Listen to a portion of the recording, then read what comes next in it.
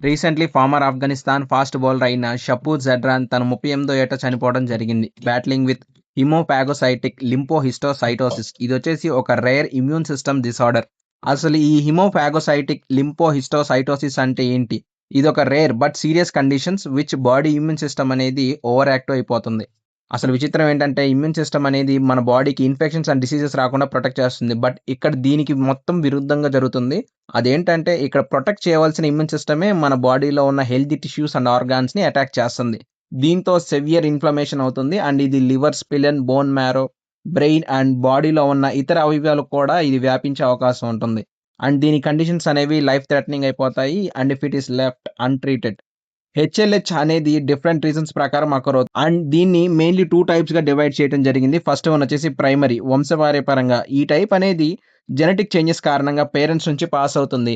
ఇది యూజువల్‌గా చైల్డ్‌హుడ్ టైమ్‌లోనే ఎక్కువగా బయటపడుతుంది. ఆల్‌దో సమ్‌టైమ్స్ లేటర్ లైఫ్‌లో కూడా ఇది డెవలప్ అయ్యి బయటపడుతుంది.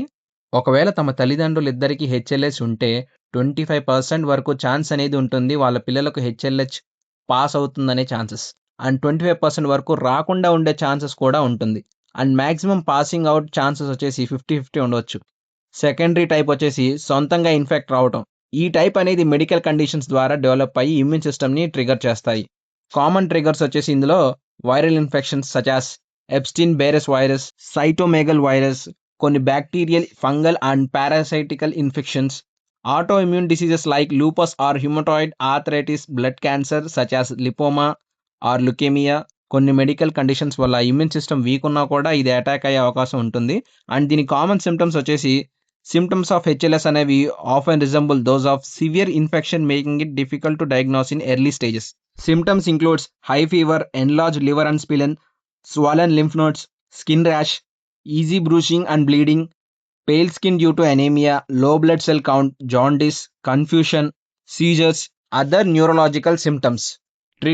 ట్రీట్మెంట్ అనేది పేషెంట్ ఏజ్‌ని బట్టి అసలు డిసీజ్ ఎప్పుడొచ్చింది అండ్ ఇది ఎంత సివియర్‌గా మారిందనేది దీన్ని బట్టి ట్రీట్మెంట్ ఇవ్వడం జరుగుతుంది. Chemotherapy and coverage drugs, immunotherapy, steroids, that inflammation, antibiotics and antiviral ఇవన్నీ మెన్షన్డ్ ఇన్ ట్రీట్మెంట్ ప్రోటోకాల్.